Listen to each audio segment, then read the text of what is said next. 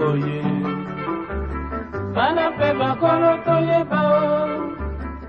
suis née à Brazzaville et j'ai quitté Brazza très jeune pour Pointe-Noire. J'ai grandi à Pointe-Noire. J'ai quitté Pointe-Noire à l'âge de 14 ans pour la France parce qu'il fallait que je rejoigne ma famille.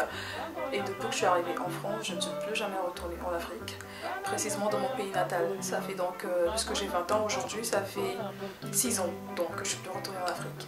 Alors, l'ennemi du noir, c'est le noir, l'ennemi de l'Afrique, c'est l'Africain. Ce livre dont je suis l'auteur et donc parle donc de la discrimination des Noirs entre eux et d'une certaine mentalité des Africains qui, selon moi, empêche l'évolution du continent noir.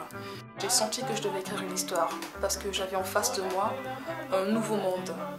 Quand on quitte l'Afrique pour l'Europe, le Congo pour la France, c'est deux mondes complètement différents, c'est deux réalités différentes, de politiques différentes, de cultures différentes. J'ai senti que je devais écrire non seulement mon vécu, mais aussi quelque chose sur mon continent, pour ne pas l'oublier. Quand vous quittez un pays qu'on estime être le sien, pour un autre pays dont on ne sait pas ce qui nous attend, vous sentez que vous devez écrire. Quand je suis arrivée en France, c'est vrai qu'au début, à l'école, au collège, c'est pas des Noirs comme moi qui ont été gentils avec moi. J'ai plus été accueillie par des Blancs. Voilà, c'est-à-dire que les Noirs comme moi me regardaient, mais c'était un petit peu, bon, la petite villageoise qui vient d'Afrique, là, elle est là. Mais bon, j'étais pas vraiment, pour eux, j'étais quelqu'un une inculte, quoi. Quelqu'un qui est plus bas.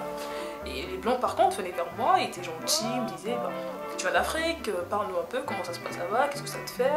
Alors là, je me mettais à raconter. Sinon, les Noirs, comme moi, m'appelaient, si je me souviens, Blédard. Voilà, c'est comme ça qu'on m'appelait.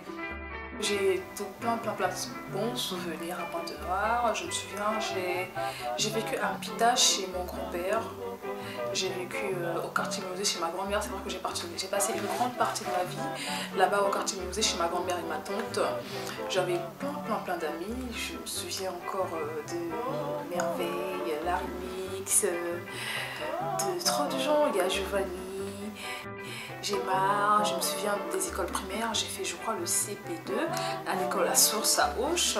J'ai fréquenté à l'école Fernand-Naton à Kipolo Fonkoba. Je me suis fait trop d'amis qui ne sont presque plus au Congo aussi. Ils ont tous fini par voyager parce qu'on a tous grandi. Beaucoup voyagent pour des universités. Il y a un proverbe africain qui dit qu'un seul mot peut tout signifier alors que 1000 paroles peuvent être insensées. Et donc moi je me suis permis d'écrire Les Limites du Noir, c'est noir en 40 pages, et non pas parce que je n'étais pas trop inspirée, mais peut-être parce que j'ai trouvé que en 40 pages, j'ai pu dire l'essentiel, le minimum du message que j'ai voulu faire passer aux Africains. Il y a aussi Ramayad qui m'a beaucoup inspirée pendant que j'écrivais mon livre, pour son livre Lettres à la jeunesse.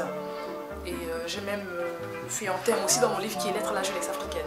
En fait, c'est de là où j'ai trouvé cette idée. Écrire, c'est quelque chose que je fais depuis toute jeune. Alors, quand j'écrivais au départ, c'était pas forcément pour faire des livres, c'était vraiment, j'écrivais pour me faire plaisir, quoi. J'écrivais beaucoup de choses que je mettais dans mon mur. Moi, j'ai écrit plusieurs livres, que j'ai pas fait éditer en tout cas. Et Les Limites du Noir seulement n'est pas le premier à être publié, mais pas le premier que j'ai écrit.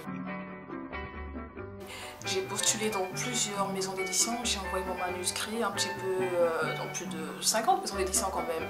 J'ai eu beaucoup de refus, jusqu'à ce que j'ai trouvé Edilivre qui a accepté de m'éditer mon livre. De toute façon, je mettais ça entre mes prières aussi. Quand je priais, je disais Dieu, il faut que mon livre soit imprimé avant la fin de l'année.